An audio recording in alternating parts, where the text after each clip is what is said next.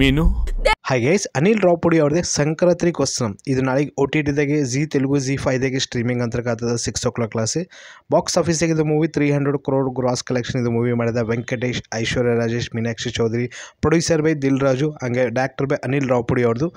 ಅನಿಲ್ ರಾವುಪುಡಿ ಈ ಥರ ಡೈರೆಕ್ಟರ್ ಅಲ್ಲ, ರಾಜಮೌಳಿ ಲೈನ್ದಾಗ ಅಂತ ಅವ್ರು ಹೋಲತ್ರ. ಅನಿಲ್ ರಾವುಪುಡಿ ಎಷ್ಟು ಮೂವಿಗಳು ಆ್ಯಕ್ಷನ್ ಮಾಡಿ ನೋಡಿ, ಎಲ್ಲೂ ಮೂವಿ ಬ್ಲಾಕ್ ಬಸ್ಟರ್ ಅಲ್ಲಿ ಹಿಟ್ಟಲ್ಲಿ ಟ್ಯಾಗ್ ಅಂತ ಕತ್ತೊಂದು. ಬಟ್ ಇದು ಮೂವಿ 300 crore ಗ್ರಾಸ್ ಕಲೆಕ್ಷನ್ ಮಾಡಿದ.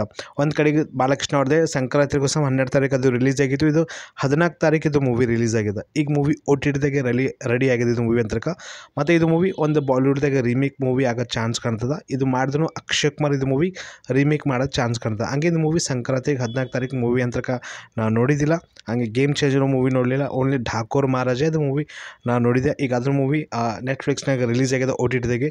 ಸೊ ಅದಕ್ಕಿಂತ ನಿಮಗೆ ಅನ್ಸದ. ಮತ್ತು ಇದು ಮೂವಿ ಈ ಮೂವಿಲೆಸ್ ಏನೇನು ಕಾಂಟೆಂಟ್ ರಿಲೀಸ್ ಆಗಿತ್ತು ನೋಡಿ, ವೀಡಿಯೋಸ್ಗಳಾಗಲಿ, ಸಾಂಗ್ಸ್ಗಳಾಗಲಿ, ಮತ್ತು ಪ್ರಮೋಷನ್ ಆಗಲಿ, ಎಲ್ಲೂ ಬ್ಲಾಕ್ ಬಸ್ಟರ್ ಹಿಟ್ ಆಗ್ಯಾವ. 300 crore ಗ್ರಾಸ್ ಕಲೆಕ್ಷನ್ ಅಂತ ಇದು ಮೂವಿ ಮಾಡಿದ.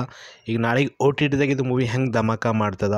ಹಂಗೆ ಥೋಡೆ ಸೀನ್ಸ್ಗಳು ಕಟ್ ಆಗಿದ್ದಿಲ್ಲ. ಮತ್ತು ಏನು ಒ ಟಿ ಟಿದಾಗ ರಿಲೀಸ್ ಮಾಡ್ಲಿಕ್ಕೆ ಇಲ್ಲಿ ಕ್ವಶನ್ ಮಾಡ್ತಾರೆ. ರೀಸೆಂಟ್ಲಿ ನೋಡಿವಲ್ಲ ಪುಷ್ಪ 2 ಆಗಲಿ, ಆ್ಯನಿಮಲ್ ಆಗಲಿ, ತೊ ಆ್ಯಡ್ ಮಾಡಿಗೆ ಮತ್ತು ಒ ಟಿ ಟಿದಾಗ ರಿಲೀಸ್ ಆಗಿತ್ತು.